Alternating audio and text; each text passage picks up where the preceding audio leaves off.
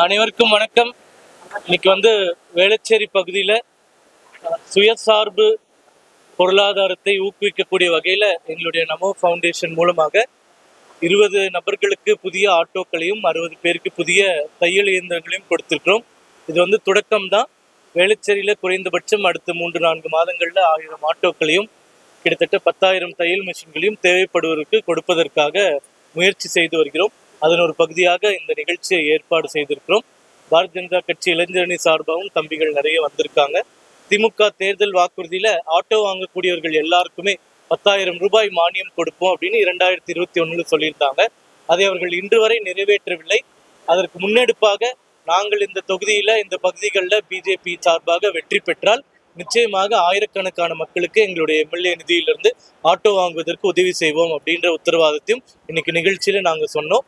அதனால இந்த நிகழ்ச்சிக்கு வந்திருந்த அனைவருக்கும் ஊடக நண்பர்களுக்கும் என்னுடைய மனமார்ந்த நன்றிகளை தெரிவித்துக் கொள்கிறேன். நன்றி, வணக்கம்.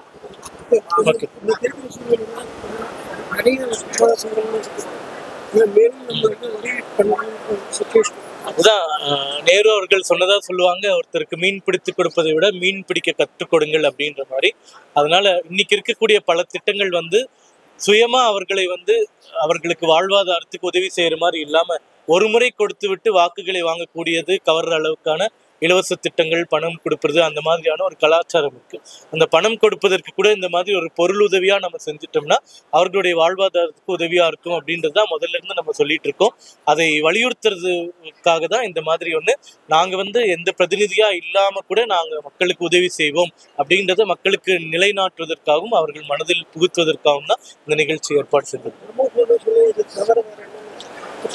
கல்வி உதவி தான் குறிப்பா அடுத்த வாரம் இதே ஞாயிற்றுக்கிழமை தென்சென்னை பகுதியில அரசாங்க பள்ளிக்கூடங்கள்ல படித்து 60% மதிப்பெண்களுக்கு அதிகமாக வாங்கிய ஒவ்வொரு மாணவருக்கும் கல்வி உதவித்தொகை, கல்லூரிகளில் படிப்பதற்கான இலவச சீட்டு, அது மட்டும் இல்லாம கல்லூரியில படிப்பதற்கான உதவித்தொகை, இந்த மாதிரி பல முயற்சிகள், பல முன்னெடுப்புகளை தொடர்ந்து செஞ்சுக்கிட்டே இருக்கோம்.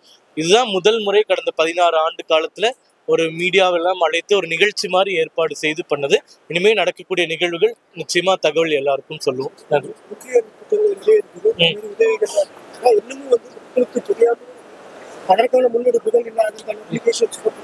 நிச்சயமா, அதாவது பல திட்டங்கள் நம்ம நடைமுறைப்படுத்தணும்னு பார்க்குறோம். குறிப்பாக விஸ்வகர்மா அப்படின்ற திட்டத்துல இந்த கைவினை கலைஞர்கள் எல்லாருக்குமே ஆதாரம் மட்டும் இல்லாம பயிற்சியும் கொடுக்கலாம், நிதியுதவியும் கொடுக்கலான்னு கிட்டத்தட்ட 2.5 லட்சம் பேர் தமிழகத்திலிருந்து பதிந்தாங்க. ஆனால் அரசியல் காரணத்துக்காக அந்த திட்டத்தையே தடுத்து கலைஞர் கைவினை திட்டம்னு ஒன்று கொண்டு வந்தாங்க. அதுல இன்னைக்கு வரைக்கும் 100 பயனாளிகள் கூட கிடைக்கவில்லை. அதே போன்று மோடி மருந்தகங்கள் அப்படின்னு பிரதமர் இந்தியா முழுக்க கொண்டு வந்தார். தமிழகத்திலும் ஆயிரக்கணக்கான மருந்தகங்கள் இருக்கு. அதை அதிகமாக கேட்டு பெறாமல் இவங்க முதல்வர் மருந்தகம்னு ஒன்று ஆரம்பிக்கிறாங்க.